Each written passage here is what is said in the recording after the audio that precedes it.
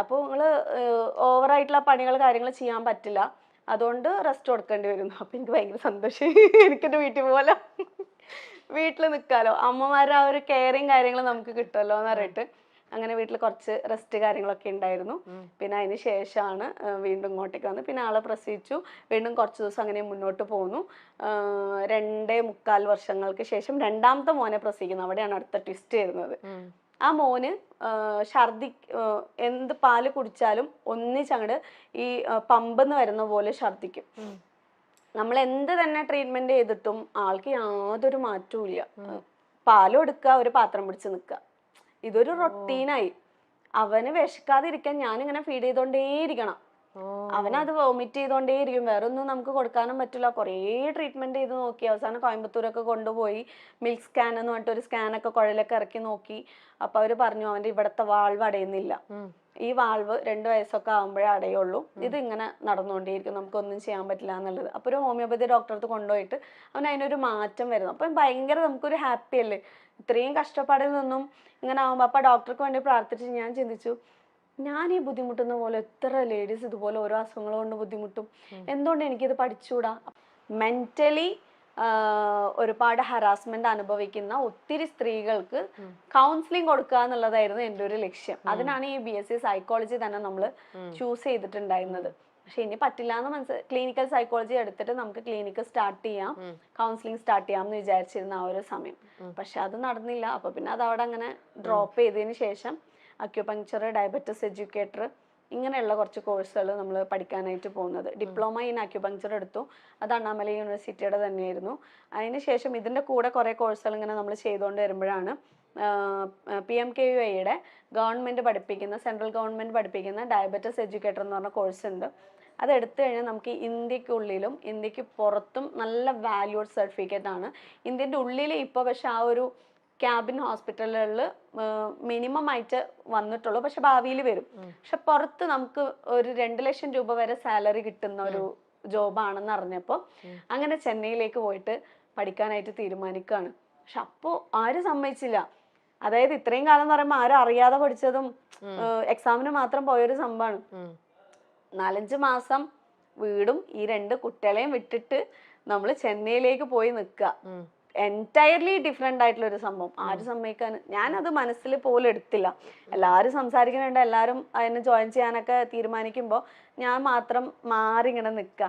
അപ്പൊ എന്നോട്, ഞാൻ ഭയങ്കര ആക്റ്റീവായിട്ട് നിൽക്കുന്ന ഒരാളാണ്. അപ്പൊ ഈ ഒരു സംസാരം വന്നപ്പോൾ മാത്രമേ ഞാൻ മാറി നിന്നപ്പം ക്ലാസ്സിലെ മറ്റുള്ള എല്ലാവരും ചോദിച്ചു, നീ പഠിക്കേണ്ട സംഭവം ആണ് ശരിക്കും പറഞ്ഞാൽ, നിനക്ക് അതിനുള്ള എബിലിറ്റി ഉണ്ട്, ബട്ട് വൈ നീ എന്തിനാ ഇങ്ങനെ മാറിക്കണമെന്ന് ചോദിച്ചപ്പോൾ, ബട്ട് വൈ എന്ന് ചോദിച്ചു കഴിഞ്ഞാൽ ഞാൻ മാരീഡ് ആണ്, എനിക്ക് 2 കുട്ടികളുണ്ട്, എനിക്ക് പുറകിൽ വലിയ ഫാമിലി ഉണ്ട്, ഇവരെല്ലാവരും തൃപ്തിപ്പെടുത്തിക്കൊണ്ട് എനിക്ക് ഒരിക്കലും ചെന്നൈയിലേക്ക് പോകാനായിട്ട് പറ്റില്ല, നടക്കാത്തൊരു കാര്യമാണ്, ആഗ്രഹിച്ചിട്ട് വിഷമിക്കുന്നതിനേക്കാളും നല്ലത് ആഗ്രഹിക്കാതിരിക്കുന്നതല്ലേ എന്ന് പറയും.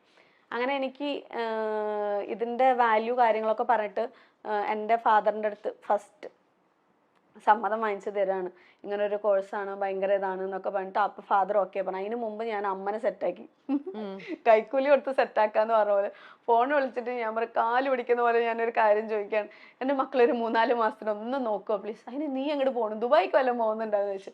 നമ്മൾ ദുബായിക്കല്ല, എനിക്ക് പഠിക്കണം, എനിക്കിങ്ങനെ നല്ല സാലറി കിട്ടുന്ന പോലെ ഒരു ജോബ് വന്നിട്ടുണ്ട്, അമ്മ സമ്മതിച്ചാൽ മാത്രമേ ഇത് നടക്കുള്ളൂ, എങ്കിൽ മാത്രമേ ഇത് ആരെടുത്തെങ്കിലും പോലും പറയാനുള്ള ഒരു ഇത് മാത്രമേ ഉള്ളൂ, കാരണം എനിക്ക് എൻ്റെ മക്കളെ വേറെ എവിടെയും വിടാൻ പറ്റില്ല, നമ്മുടെ അത്രയും സുരക്ഷിതമായിട്ട് ആരും ഈ ഭൂമിയിൽ നോക്കാനും ഇല്ല, എന്നെക്കാളും നന്നായിട്ട് നോക്കും.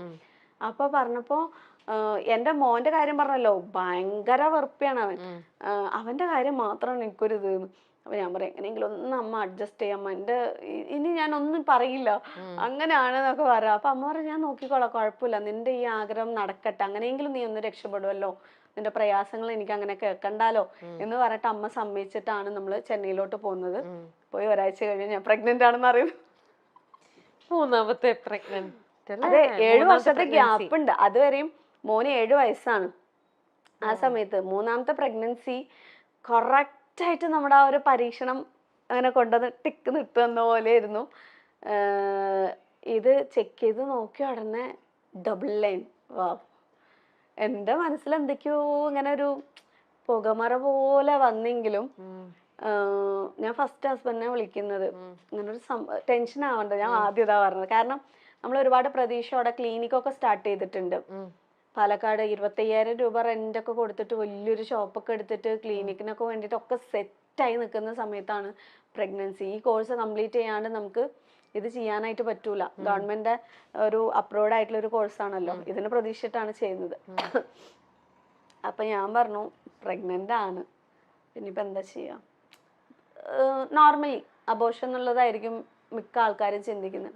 ഞാൻ പറഞ്ഞു ഒന്നും ചെയ്യാൻ പറ്റില്ല, പ്രസവിക്കന്നെ, അല്ലാതെ വേറെ എന്താ, പ്രസവിക്കാം. പക്ഷെ ഈ കോഴ്സ് എങ്ങനെയും 2-3 മാസത്തിൽ തീരും. കോഴ്സ് ഞാൻ കംപ്ലീറ്റ് ചെയ്യും, അതിന് യാതൊരു മാറ്റം ഉണ്ടാവില്ല. ഞാൻ വർക്ക് ചെയ്യും, മുടക്കി എല്ലാ പൈസയും തിരിച്ചെടുക്കുകയും ചെയ്യും. ഇതിനൊന്നും ഒരു പ്രഗ്നൻസിയോ അല്ലെങ്കിൽ ഒരു കുഞ്ഞോ തടസ്സമാവില്ല. പക്ഷെ ഇതിപ്പോ ആരെടുത്തും നിങ്ങൾ പറയണ്ട. നമ്മളിത് എപ്പോഴാണോ പുറത്ത് പറയുന്നത് അപ്പൊ അറിഞ്ഞാൽ മതി. ഇപ്പൊ ആരും അറിയണ്ട, കാരണം അത് പഠനത്തിനെ ബാധിക്കും. സോ ആരടുത്തും പറയണ്ടെന്ന് പറഞ്ഞ് അങ്ങനെ മുന്നോട്ട് പോവാണ്. അവിടുന്ന് പിന്നീട് അങ്ങോട്ട് ഛർദ്ദിക്കാൻ വരലും ബുദ്ധിമുട്ടും പ്രയാസങ്ങളും. ക്ലാസ് ഒക്കെ അറ്റൻഡ് ചെയ്യുമ്പോൾ ഡോക്ടേഴ്സാണ് വന്ന് ക്ലാസ് എടുക്കുന്നത്. ഇവര് ക്ലാസ് എടുക്കുന്നവരെ ഇങ്ങനെ നോക്കിയിട്ടുണ്ട്. ഡോക്ടർ പോയത് ഒരൊറ്റ വീഴ്ചയായിരിക്കും, തലകറക്കം, ഛർദ്ദിക്കാൻ വരലും ഒക്കെ ആയിട്ട്. പക്ഷെ കൂടെ ഉള്ളവരൊക്കെ ഭയങ്കര സപ്പോർട്ടൊക്കെ ആയിരുന്നു. അത് കംപ്ലീറ്റ് ചെയ്ത് തിരിച്ചു വന്ന് ഇതിന്റെ ഇടയിൽ നാച്ചുറൽ തെറാപ്പി എന്ന് പറഞ്ഞിട്ടുള്ള MHRDയുടെ ഒരു കോഴ്സും കൂടെ ചെയ്യുന്നുണ്ടായിരുന്നു. ആ സർട്ടിഫിക്കറ്റും കൂടെ കിട്ടണമായിരുന്നു. ഈ ഡയറ്റിന്റെ കാര്യങ്ങളും ഫുഡിന്റെ കാര്യങ്ങളും ഇങ്ങനെയൊക്കെ ആയിട്ടാണ് അതിലവർ പഠിപ്പിക്കുന്നത്. അതിന് പക്ഷെ പോകുമ്പോഴേക്കും ഞാൻ മൊത്തത്തിൽ വീക്കായി. എനിക്ക് ഫുൾ സ്ട്രെസ്, അതായത് ബേബി താഴേക്ക് ഇറങ്ങി വരുന്നത് എനിക്ക് ഫീൽ ആയി തുടങ്ങി. അന്നേരത്തേക്ക് എത്ര മാസമായി? 4 മാസം കഴിഞ്ഞു, 5 മാസമൊക്കെ സ്റ്റാർട്ട് ചെയ്യുന്ന സമയത്ത്. പക്ഷേ ഒരു യൂട്രസിന്റെ ആണോ എന്തിന്റെ ആണോ എന്നറിയില്ല, എനിക്കിങ്ങനെ ഫീൽ ആവും. ഞാൻ നടക്കുന്ന സമയത്ത് ടക് ടക് ഇങ്ങനെ എന്തോ വരുന്ന പോലെ. ഞാനിത് ആരോടും പറയാതെ വെച്ചിരിക്കുക. ആ സമയത്താണ് ട്രെയിനിൽ പോകുമ്പോൾ, ഈ ട്രെയിന് രാത്രി സമയത്തുള്ള ഒരു ഫാസ്റ്റ് സ്പീഡ് ഉണ്ടല്ലോ, നമ്മൾ വിചാരിക്കും ട്രെയിന് പോയി ഇടിക്കാൻ പോവാ അല്ലെങ്കിൽ എന്തെങ്കിലും ആവാൻ പോവാണെന്ന്. എനിക്ക് ഏറ്റവും കൂടുതൽ പേടി, ഞാൻ വീണ്ടും എൻ്റെ പഠനത്തിന് വേണ്ടിയിട്ട് ഈ കുഞ്ഞിനെ ഞാൻ ബലി കൊടുക്കുകയാണോ. കുഞ്ഞിന് ഷുവർ ആയിട്ടും അബോർഷൻ എന്തെങ്കിലും ആയിക്കഴിഞ്ഞാല് തീർന്നില്ല, എല്ലാരും ബ്ലെയിം ചെയ്യും. അതെ, ബ്ലെയിമിങ് മാത്രല്ല, ഞാൻ തന്നെ സ്വയം ബ്ലെയിം ചെയ്യും. കാരണം എനിക്ക് കുഞ്ഞുങ്ങള് എന്ന് പറഞ്ഞു കഴിഞ്ഞാൽ എനിക്ക് അങ്ങനെ ജീവനാണ്. അപ്പൊ ഈ മോൾക്കൊന്നും സംഭവിക്കുകയും ചെയ്യരുത്, മോളായിരുന്നു, ഒന്നും സംഭവിക്കുകയും ചെയ്യരുത്, എങ്ങനെയെങ്കിലും മുന്നോട്ട് പോകണം, ഒരു 5-6 ക്ലാസ്സും കൂടെ പഠിച്ചോനെ എന്നെ എങ്ങനെയെങ്കിലും ഒന്ന് പിടിച്ചു നിർത്തിക്കൊണ്ടാ, ഒന്നും സംഭവിക്കരുത്. എന്നിട്ട് ആ സമയത്താണ് ഞാൻ മോളോട് സ്വയം, ട്രെയിനിലെല്ലാവരും ഉറങ്ങുന്ന സമയമാണ്, താങ്ങി പിടിച്ചോണ്ട് ഞാൻ അവളോട് ഇങ്ങനെ പറയും, നിനക്കൊന്നും പറ്റില്ല കേട്ടോ, അമ്മയ്ക്ക് എങ്ങനെയെങ്കിലും രക്ഷപ്പെടണ്ട, അതിന് വേണ്ടിയിട്ടാണ് നമ്മൾ രണ്ടുപേരും കൂടിയുണ്ട്, നമ്മൾ രണ്ടുപേരും കൂടിയിട്ടാണ് പഠിക്കുന്നത്, അതുകൊണ്ട് എൻ്റെ മോക്കൊന്നും സംഭവിക്കൂല, അത് ഞാൻ ഗ്യാരണ്ടി തരുന്നു. ഇങ്ങനെ ഞാൻ പറയല്. നമുക്ക്, അതായത് ഞാൻ എന്നെ തന്നെ മോട്ടിവേറ്റ് ചെയ്യുന്ന പോലെയാണ് എനിക്ക് ആ സമയങ്ങളിൽ തോന്നിയിട്ടുണ്ടായിരുന്നത്. ഇതിന്റെ ഇടയിൽ കൂടെ ഈ ട്രെയിനിൽ ഒരു സ്ത്രീ ഒറ്റയ്ക്ക് യാത്ര ചെയ്യുമ്പോഴുള്ള ഒരു ബുദ്ധിമുട്ടുണ്ടല്ലോ, നമ്മൾ എത്രത്തോളം പ്രയാസങ്ങൾ അനുഭവിച്ചിട്ടാണ് പോണത് നീ പോകുന്ന ആൾക്കാർക്കൊന്നും അറിയില്ല. അവർക്കൊരു തട്ടല് മുട്ടല് എന്തെങ്കിലും ഒന്ന് കിട്ടിക്കഴിഞ്ഞാലുള്ള ഒരു സുഖം, ഒരു TT ആണോ, TT ആരെങ്കിലും വേറെ ആരെങ്കിലും നമ്മൾ എന്തെങ്കിലും ചെയ്തു കഴിഞ്ഞാൽ നമുക്ക് നോ പ്രോബ്ലം, വേഗം TTയോട് പോയി പറയാന്ന് പറയാം. TT ഭയങ്കര കമ്പനി ആയിട്ടൊക്കെ സംസാരിച്ചൊക്കെ വന്നിട്ട് ഏറ്റവും ലാസ്റ്റ് എൻ്റെ സീറ്റിൽ വന്നിരുന്നു, ഇയാൾ എന്തൊക്കെയോ കാണിക്കുക, മുട്ടാൻ വരിക, തൊടാൻ വരിക, പിടിക്കാൻ വരിക. അപ്പൊ അവിടെ ബാക്കി ആൾക്കാരില്ലേ? എല്ലാവരും ഉറങ്ങാ, ഉറങ്ങുന്ന സമയത്ത് എനിക്ക് സീറ്റ് കൺഫേം ആയിട്ടുണ്ടായിരുന്നില്ല. എനിക്ക് പക്ഷെ രാവിലെ എങ്ങനെയും ക്ലാസ്സിലേക്ക് അറ്റൻഡ് ചെയ്യണം, എത്തണം, അല്ലാന്നുണ്ടെങ്കിൽ എനിക്ക് പ്രോബ്ലമാണ്, അറ്റൻഡൻസ് ഇല്ലാന്നുണ്ടെങ്കിൽ എനിക്ക് പ്രോബ്ലമാണ്. ഇയാള് പക്ഷെ ഭയങ്കരമായിട്ട് വൾഗറായ രീതിയിൽ ആ ഭാഗത്ത് നിന്ന് ഇയാൾ എണീറ്റ് പോകുന്നതേ ഇല്ല. അവസാനം ഇയാൾ ജസ്റ്റ് ഒന്ന് മാറി, ഞാൻ ഫോൺ ചെയ്തിട്ട് ഞാൻ കരയാൻ തുടങ്ങി, എനിക്ക് പേടിയാവുന്നുണ്ട്, ഇയാൾ എന്നെ എന്തെങ്കിലും ചെയ്യുമെന്ന് തന്നെ എനിക്ക് തോന്നുന്നു. അങ്ങനെയാണ് ഇയാൾ ബിഹേവ് ചെയ്യുന്നത്, ഞാൻ എന്താ ചെയ്യേണ്ടതെന്നുണ്ട്. ഞാൻ പറഞ്ഞു ഫോൺ കട്ടാക്കരുത് ഒരിക്കലും, എനിക്ക് എന്തെന്നെ സംഭവിച്ചു കഴിഞ്ഞാലും അത് അറിയണമല്ലോ. ഞാൻ പിന്നെ പുറത്തുനിന്ന് എന്നെ എന്തെങ്കിലും ചെയ്ത് തള്ളിയിട്ടിട്ട് എന്തെങ്കിലും ചെയ്താലോ, പേടി. എല്ലാവരും ഉറങ്ങാ, ഞാനും ഇയാളും മാത്രം. എങ്ങനെ അവിടുന്ന് രക്ഷപ്പെടാന്ന് ആലോചിച്ചിട്ട് ഇയാൾ ജസ്റ്റ് അവിടെ നിന്ന് എന്തോ മാറിയതും, എൻ്റെ കയ്യിൽ ഇത്രയും വലിയ ലഗേജ് പെട്ടിയാണ് ഉള്ളത്, ഇതെനിക്ക് വിട്ടിട്ട് പോകാനും പറ്റൂല.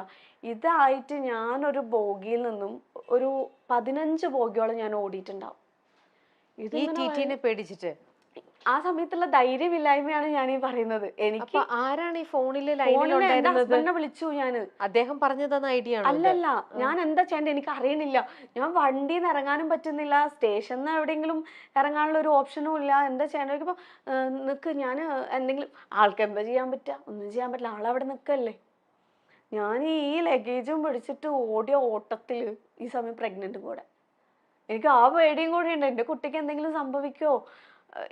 ഞാനിങ്ങനെ കരഞ്ഞോണ്ടേ ഇരിക്കണോ, നിർത്താതെ ഞാൻ ഓടി 2 പോലീസുകാരെ കണ്ട്. ഹിന്ദിക്കാരാണ്. എനിക്കാണെങ്കിൽ ഹിന്ദി അറിയില്ല. നമ്മളെന്താ സംസാരിക്കുക. ഭാഗ്യത്തിന് കുറച്ച് ഈ മുറി ഇംഗ്ലീഷ് അറിയുന്നു പറയുന്ന പോലെ അവരോട് ഞാൻ പറഞ്ഞു ഞാനിവിടെ ഒന്ന് ഇരുന്നോട്ടെ. എനിക്ക് എന്തോ എനിക്ക് അതും പറയാൻ പേടി. കാരണം ആ ടി അറിയുന്ന ആളാണെങ്കിലോ, ഇവര് എന്തെങ്കിലും പ്ലാൻ ചെയ്താലോ, നമുക്ക് പല ചിന്തയാണല്ലോ വരുന്നത്. ആ സമയത്ത് ആ ടിനെ കുറിച്ച് പറയാനോ പുറത്തൊന്ന് കംപ്ലൈന്റ് ചെയ്യാനോ ഉള്ള ധൈര്യം പോലും എനിക്കില്ല. എനിക്ക് ഇപ്പൊ ആലോചിക്കുമ്പോ അവര് കിടന്ന് ഉറങ്ങിയല്ലോ, ഉറക്ക എന്തെങ്കിലും സംഭവിച്ചാൽ ഉറക്ക വിളിച്ചാൽ ഈ ഉറങ്ങി കിടക്കുന്നവർ എണീക്കില്ലേ? ആ ഒരു ധൈര്യം ഉണ്ടായില്ലേ? ഇല്ല, അതാ പറയാ, ഞാൻ എത്രത്തോളം ഒരു കവേർഡായിരുന്നു. ഭീരു എന്ന് പറഞ്ഞാൽ അങ്ങേറ്റത്തൊരു വലിയൊരു ഭീരുവായിരുന്നു. ഇപ്പൊ എന്റെ കാലിൽ ആരെങ്കിലും ചവിട്ടിയാ പോലും ഞാൻ പ്രതികരിക്കൂല. ചവിട്ടിയിട്ടുണ്ട്, അതുകൊണ്ടാ പറഞ്ഞത്. ഒരേ കാറിലിരിക്കുന്ന സമയത്ത് എൻ്റെ കാലിന് ചവിട്ടി നെരുക്കി ഇങ്ങനെ അമർത്തിയിട്ടുണ്ട്. എങ്കിലും ഞാൻ ഇങ്ങനെ പിടിച്ച് നിൽക്കല്ലാതെ എനിക്ക് പ്രതികരിക്കാൻ അറിയില്ലായിരുന്നു.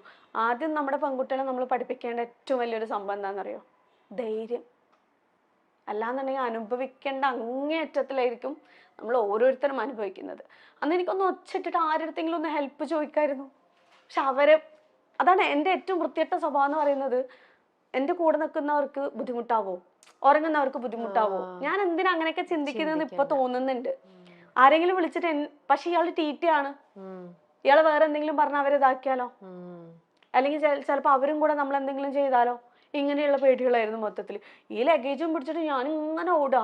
ഒരു 10-15 പോകി നിർത്താതെ ഓടിയിട്ട് ഇയാൾ കാണാതെ എവിടെ ഒളിഞ്ഞിരിക്കാൻ പറ്റില്ല. 2 പോലീസുകാരെ കണ്ടപ്പോൾ എനിക്കിങ്ങനെ കരച്ചിൽ വരാൻ തുടങ്ങി. എൻ്റെ വിറയലൊക്കെ അവർ കണ്ടു മനസ്സിലാക്കി. ഞാൻ പറഞ്ഞു ഞാൻ ഒന്നും ഇവിടെ ഇരുന്നോട്ടെ, എനിക്ക് ഇരുന്നാൽ മാത്രം മതി, എൻ്റെ സീറ്റ് കൺഫേം ആയിട്ടില്ല, അതുകൊണ്ടാണ് എന്ന് പറയും. അപ്പം അവർ പറഞ്ഞു ഇരിക്കുന്നു പറഞ്ഞു. അവർ പോകാൻ നേരത്ത് ഞാൻ അവരുടെ ബാക്കിലേക്ക് പോവാം. നിങ്ങൾ പോവല്ലേ, എനിക്ക് പേടിയാവുന്നെന്ന് പറഞ്ഞിട്ട്. പക്ഷെ കുറച്ച് നേരം കഴിഞ്ഞ് നിങ്ങൾ ടെൻഷൻ ആവണ്ട, നിങ്ങളിവിടെ ഇരുന്നോളൂ, ഞങ്ങൾ അവിടെ തന്നെ ഉണ്ടാവും എന്ന് പറഞ്ഞു. ഇവർ പോയി കുറച്ച് നേരം കഴിയുമ്പോൾ എൻ്റെ കയ്യിലാണെങ്കിൽ എന്നെ കവർ ചെയ്യാനൊരു സാധനം ഒന്നും ഉണ്ടായിരുന്നില്ല. അപ്പം എൻ്റെ ഷോൾ ഉണ്ടായിരുന്നു. ഞാനാണെന്ന് ഇത് അറിയാതിരിക്കാൻ വേണ്ടിയിട്ട് എൻ്റെ ലഗേജ് ഞാൻ ഏതിൻ്റെയോ സീറ്റിൻ്റെ അടിയിൽ മറിച്ച് വെച്ചതിന് ശേഷം ഇവരെനിക്കൊരു സീറ്റ് റെഡിയാക്കി തന്നു ഈ പോലീസുകാർ. എന്നിട്ട് എൻ്റെ തലയിലിട്ട ഷോളിനെ മൊത്തത്തിൽ കാലിൻ്റെ അടിയിലേക്കും സൈഡിലൊക്കെ ചുരുട്ടി വെച്ചിട്ട് ഞാനിങ്ങനെ കവർ ചെയ്യാണ്. ഇയാൾ വന്ന് എന്നെ അറിയാതിരിക്കാൻ വേണ്ടി.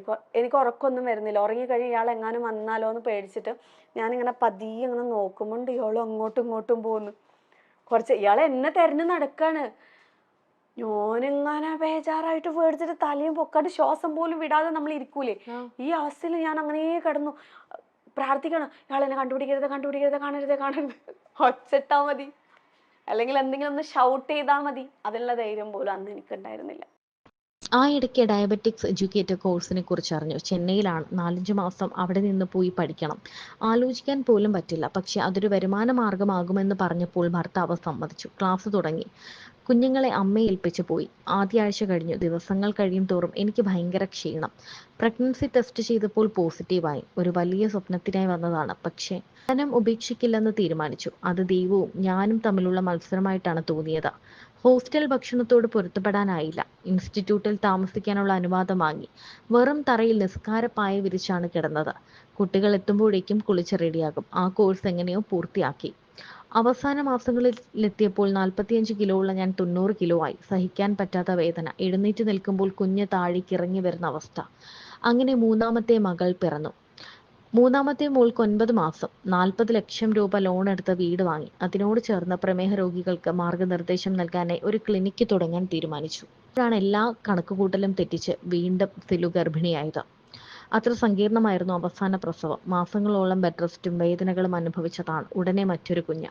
അബോർഷൻ അല്ലാതെ മറ്റു വഴിയില്ലെന്ന് ഭർത്താവ് പറഞ്ഞു. പക്ഷേ അവൾ സമ്മതിച്ചില്ല. ഒരു ജീവനെ ഇല്ലാതാക്കാൻ തയ്യാറല്ലെന്ന് തീർത്തു പറഞ്ഞു. മകൻ പിറന്നു. ആരോഗ്യ പ്രശ്നങ്ങളും പോസ്റ്റ്മോർട്ടം ഡിപ്രഷനും കൊണ്ട് സിലു അന്ന് ഒരുപാട് അനുഭവിച്ചു. പക്ഷേ കുഞ്ഞിന്റെ മുഖം കാണുമ്പോൾ അതെല്ലാം മറന്നു. ഒരു വരുമാന മാർഗം വേണമായിരുന്നു. യൂട്യൂബിൽ വീഡിയോകൾ അപ്ലോഡ് ചെയ്തു തുടങ്ങി. എഡിറ്റിംഗ് ഉൾപ്പെടെ എല്ലാം യൂട്യൂബ് കണ്ടാണ് പഠിച്ചത്. കുഞ്ഞുങ്ങൾക്ക് ഭക്ഷണം ഉണ്ടാക്കുന്നതും വീടൊരുക്കുന്നതും ഒക്കെയായിരുന്നു ആദ്യകാല വീഡിയോകൾ. 166 വീഡിയോകൾ കഴിഞ്ഞപ്പോൾ മോണിറ്റൈസേഷനായി. അപ്പോൾ കാര്യമായ വരുമാനമൊന്നും കിട്ടുന്നില്ല. എന്നാൽ പിന്നീട് മാറ്റം വന്നു. ഇപ്പോൾ 1 മില്യണിലധികം സബ്സ്ക്രൈബേഴ്സ് ഉണ്ട്. 4 ചാനലുണ്ട്. വരുമാനവുമുണ്ട്. പഴയ തന്നെക്കുറിച്ച് ഓർക്കുമ്പോൾ എന്ത് ആണ് താനെന്ന് ഇപ്പോഴും സിലു ആലോചിക്കാറുണ്ടെന്ന് പറയുന്നു. 4 ചുമരിനുള്ളിൽ ഇരുന്നെങ്കിൽ എന്താകുമായിരുന്നു അവസ്ഥ? എല്ലാ പ്രതിസന്ധികളെയും മറികടക്കാനുള്ള ശക്തി സ്ത്രീകൾക്ക് കൂടുതലാണ്. അത് തിരിച്ചറിഞ്ഞ് നമ്മുടെ സന്തോഷങ്ങളിലേക്കുള്ള വഴി നമ്മൾ തന്നെ കണ്ടെത്തിയാൽ മതി എന്ന് സിലു പറയുന്നു.